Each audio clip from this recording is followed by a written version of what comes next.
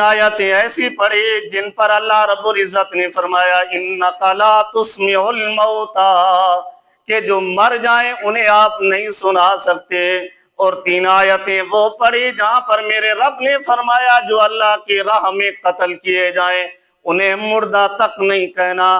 तो हमारा ये अकीदा है कि जो दुनिया से चले जाते हैं वो हमारी बातों को सुनते भी हैं और समझते भी हैं, और हमसे मोहे गुफ्तगू भी हो सकते हैं, लेकिन हम उनकी आवाजों को सुन नहीं सकते क्योंकि अल्लाह ने पर्दे रखे हुए हैं, अल्लाह ने पर्दे रख दिए। अब ये 3 आयतें वो थी जहां पर जिन लोगों का ये नजरिया था कि मरने वाले नहीं सुन सकते, उनसे मुराद जिंदा लोग थे। जिंदा वो थे जो अबू जाहिल, उतबा, शैबा थे, क्योंकि वो तीनों आयतें तीनों सूरतों में मौजूद, तीनों सूरतें वो मक्का में नाजिल होने वाली थी।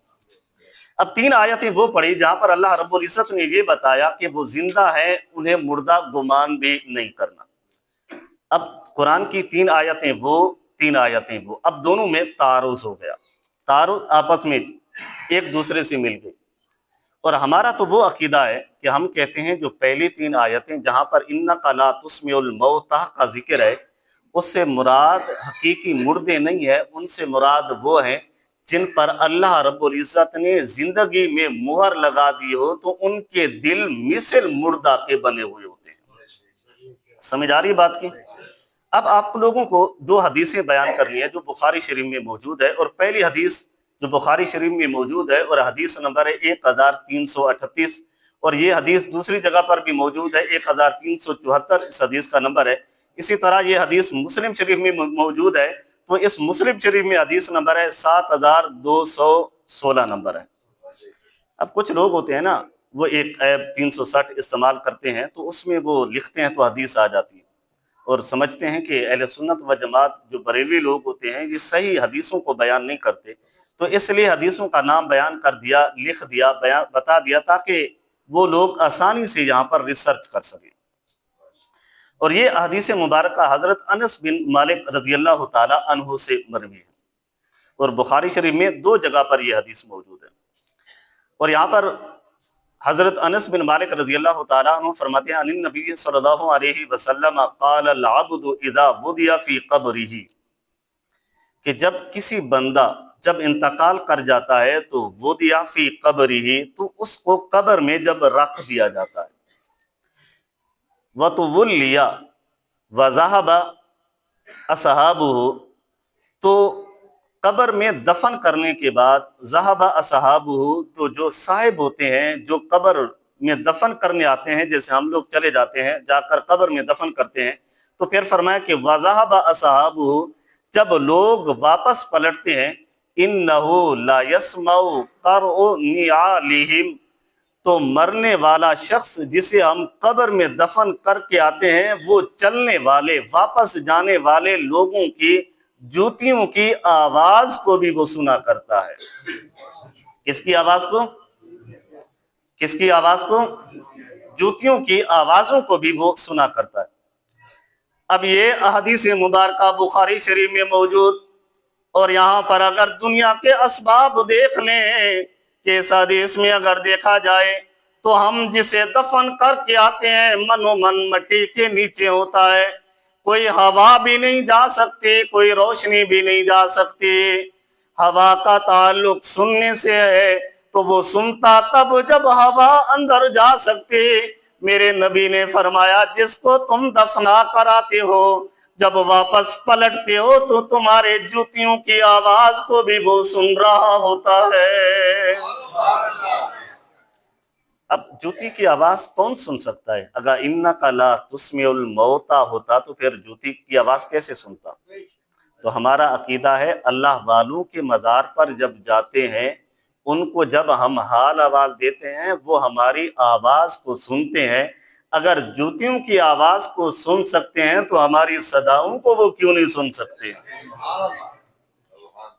अब कुरान मानते हो तो हदीसें हाथ से जाती हैं, कुरान की चंद आयतें भी हाथ से जाती हैं। अगर तुम कहते हो मरने वाले कुछ नहीं सुन सकते तो फिर इस हदीस का जवाब तुम्हारे पास क्या होगा?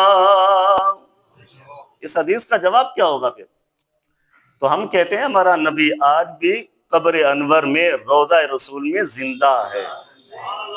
ہمارا نبی آج بھی، بلند آواز سے کہہ دیں، ہمارا نبی آج بھی ہماری صداؤں کو وہ سنتا ہے، ہماری صداؤں کو وہ، ہماری صداؤں کو وہ. اب ایک عام سا بندہ جو ہمارے محلے میں، علاقے میں انتقال کر جائے، اسے جب ہم دفنا کراتے ہیں تو وہ ہماری آواز، ہماری جوتیوں کی آواز کو سن سکتا ہے. تو جس کو اللہ نے تمام مخلوق کے لیے اعلیٰ اور عرفہ بنایا، جس کو تمام نبیوں سے اعلیٰ اور عرفہ بنایا، وہ ہماری صداؤں کو کیسے سماعت کرتا ہوگا؟ بلند آواز سے کہہ دیں سبحان اللہ. اب یہ بات آپ کو سمجھ آ گئی کہ مرنے والا، لیکن اللہ اسے جس طرح زندہ رکھتا ہے ہوتا اسی طرح ہے. جیسے ہم دنیا میں زندہ ہوتے ہیں اس طرح نہیں ہوتا، کیونکہ وہ عالم برزخ ہے اور ایک مقام ہے. اگر اس کو سمجھنا ہو تو تھوڑا سا آسان سی مثال یہ بھی دی جا سکتی ہے. ایک بچہ ہوتا ہے، ماں کے پیٹ میں ہوتا ہے لیکن ہوتا زندہ ہے. تو کوئی کہے کہ وہ ہم سے پانی نہیں مانگتا، وہ ہم سے پیسے نہیں مانگتا، کیسے زندہ ہے؟ تو ہم کیا دلیل دیں گے اس کو؟ کیا ہر چیز کی دلیل نہیں دی جاتی؟ کچھ چیزیں ایسی ہوتی ہیں جو بغیر دلیل کے بھی مانی جاتی ہیں. تو اگر کوئی کہتے ہیں قبر میں زندہ نہیں ہے تو ہمیں دلیل دو، ہم انہیں بے شمار دلیلیں دیتے ہیں، لیکن جن کے دلوں کے اندر مہر لگ جاتی ہے انہیں ہماری دلیلیں بھی سمجھ نہیں آیا کرتی. اب اسی طرح سے ایک چھوٹی سی مثال ہے، اس کو سمجھنا ہے کہ ہم گندم کے دنوں میں گندم لیتے ہیں، جا کر زمین کے اندر اسے دفن کر دیتے ہیں، دفن کرتے ہیں، لیکن کچھ ایسے دانے ہوتے ہیں جن سے دوبارہ سٹے نکل آتے ہیں، کچھ ایسے ہوتے ہیں جن سے سٹے نہیں نکلتے. اب اس کا مطلب ہے کہ دانے ایک جیسے نہیں ہیں. ڈالنے والا تو ایک جیسے ڈالتا ہے، لیکن دانوں کی کیفیت ایک جیسی نہیں ہوتی. کسی سے سٹا نکلتا ہے، کسی سے نہیں نکلتا. تو اگر اسی بات کو سمجھنا ہو تو سمجھنا آسان ہے کہ ہم میں سے کوئی اللہ والے ہوتے ہیں جو نیک بندے ہوتے ہیں. جب ہم میں سے دفن کر دیے جاتے ہیں، ہم انہیں دفن کرتے ہیں تو وہ مثل ان سٹوں کی طرح ہوتے ہیں، خود بھی شاداب رہتے ہیں اور لوگوں کو بھی آباد رکھا کرتے ہیں. کیا کہاں پہ اس کو دفن؟ کس میں؟ زمین کے اندر. زمین کے اندر دفن کرنے کے بعد بھی وہ فائدہ دیتا ہے. آج بھی اسی دفن ہونے والے دانے سے ہم فائدہ لیتے ہیں. کتنی مارکیٹ میں آتے ہیں، کتنوں کے کاروبار چلتے ہیں، لیکن ہر دانے کی یہ خصلت نہیں ہوتی، کچھ تو نکلتے ہی نہیں. تو آپ ان چیزوں کو بہتر جانتے ہیں. تو اس کا مطلب ہے جو ہم میں سے نیک ہوگا، جو اچھا ہوگا، وہ مثل اس دانے کے ہوگا. جس طرح دانا پھل پھول کر زمین کے اندر بھی دفن کر دیا جائے پھر بھی لوگوں کو فائدہ دیتا ہے، اسی طرح سے جو اللہ والے ہوتے ہیں انہیں ہم دفن بھی کر دیتے ہیں لیکن پھر بھی وہ ہمیں فائدہ پہنچایا کرتے ہیں. اب دوسری حدیث یہ بھی بخاری شریف میں موجود ہے اور حدیث نمبر ہے 3980، اور یہ حدیث بھی بخاری شریف میں دو جگہوں پر موجود ہے. تو 4026 بھی ہے اور 3980 بھی ہے. اور یہ حدیث مبارکہ اس وقت کی ہے جب حضور صلی اللہ علیہ وسلم مکہ سے مدینہ شریف کی طرف ہجرت فرمائے تھے. تو اس وقت جنگ بدر کا ایک واقعہ ہوا تھا جو بہت مشہور ہے. تو اس میں اللہ رب العزت نے ایمان والوں کو طاقت اور قوت عطا فرمائی، فرشتوں کے ذریعے سے مدد کی. تو اللہ رب العزت نے اس جنگ میں ایمان والوں کو فتح یابی عطا فرمائی تھی. تو اس کے بعد پھر ایسا ہوا کہ 70 کافر قتل ہوئے تھے، 70 کافر وہاں پر جو ہے قید بھی کیے گئے تھے. ان 70 کافروں میں سے ابو جاہل بھی تھا، عتبہ اور شیبہ بھی تھے. اور بدر کہتے ہیں ایک کنویں کو، وہاں پر ایک کنواں تھا. تو صحابہ کرام نے ان کافروں کو جو اسلام کے خلاف لڑنے آئے تھے ان کو ٹانگوں سے گھسیٹ کر اس جو بدر کا کنواں تھا وہاں پر پھینک دیا تھا. جب پھینک دیا تھا تو حضور صلی اللہ علیہ وسلم جب ایک دو دن بعد حضور صلی اللہ علیہ وسلم خود اور صحابہ کرام بھی، حضرت عمر فاروق رضی اللہ تعالیٰ عنہ سے یہ روایت ہے اور بخاری شریف میں موجود ہے. تو جا کر وہاں پر اس کنویں کے کونے پر کنارے پر کھڑے ہو گئے. کھڑے ہوئے تو حضور صلی اللہ علیہ وسلم نے فرمایا فقال وجدتم ما وعدت ربکم، کہ اے کافرو جو میں نے تمہیں بتایا تھا کہ میرے رب کا وعدہ ہے اگر تم ایمان نہیں لاؤ گے تو تمہیں جہنم میں ڈال دیا جائے گا، تمہیں عذاب دیا جائے گا. قال وجدتم، تو فرمایا کہ کیا اب وہ تمہیں عذاب مل رہا ہے؟ حالانکہ ان کو تو کنویں میں ڈال دیا تھا.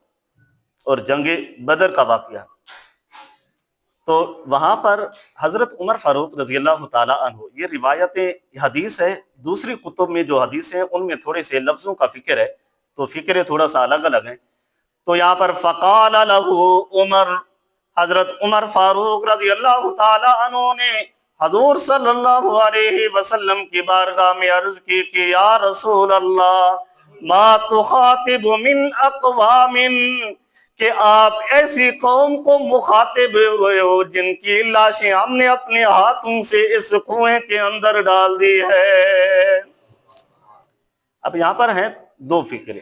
حدیث بخاری میں ہے فقال له تدعو امواتنا، کہ حضرت عمر فاروق رضی اللہ تعالیٰ عنہ نے فرمایا کہ یا رسول اللہ آپ ان سے مخاطب ہیں جو مردے ہو چکے ہیں، جو مر چکے ہیں. تو ان لوگوں کا نظریہ ہے نا جو مر چکا ہے وہ کچھ بھی نہیں سنتا.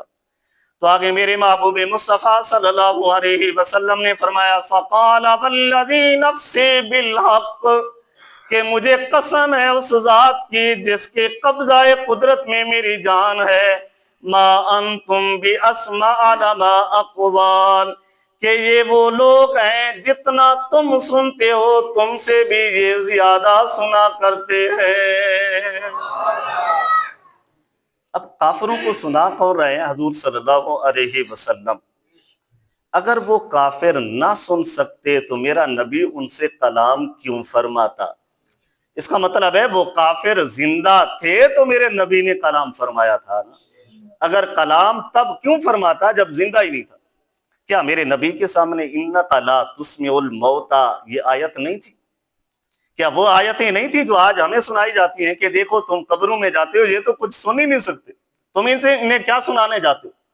تو کیا میرے نبی سے آج کل کے یہ جاہل معاذ اللہ زیادہ پڑھے لکھے یا زیادہ قرآن کو سمجھنے والے ہیں؟ تو جب میرا محبوب ان کافروں سے مخاطب ہو کر پوچھ رہا تھا کہ بتاؤ، تو حضرت عمر فاروق رضی اللہ تعالیٰ عنہ نے سوال کیا یا رسول اللہ ان سے کیسے پوچھ سکتے ہو، یہ تو مردہ ہیں، یہ تو ہمارے سامنے لاشیں ہیں. تو میرے نبی نے فرمایا جتنا تم سنتے ہو تم سے زیادہ یہ سننے والے ہیں. آگے فرمایا کہ وَلَكِنَّهُمْ لَا يَسْتَطِيعُونَ، لیکن یہ بولنے کی اللہ انہیں طاقت عطا نہیں فرماتا. تو گویا کہ یہ ہماری باتیں سنتے ہیں، سمجھتے ہیں، سارا کچھ جانتے ہیں. تو یہاں سے دو حدیثیں، تین آیتیں بتائی کہ جن کو ہم دفن کرتے ہیں وہ زندہ ہوتے ہیں، وہ سنتے ہیں، ہمیں دیکھتے ہیں، پہچانتے ہیں، اور جن کو اللہ نے طاقت اور قوت دی ہوتی ہے تو وہ ہماری باتوں کو سن کر، ہماری مشکلات کو سن کر اللہ کی بارگاہ میں ہماری التجائیں بھی کیا کرتے ہیں. تو دعا ہے کہ اللہ رب العزت ہم سب کو سمجھنے کی توفیق عطا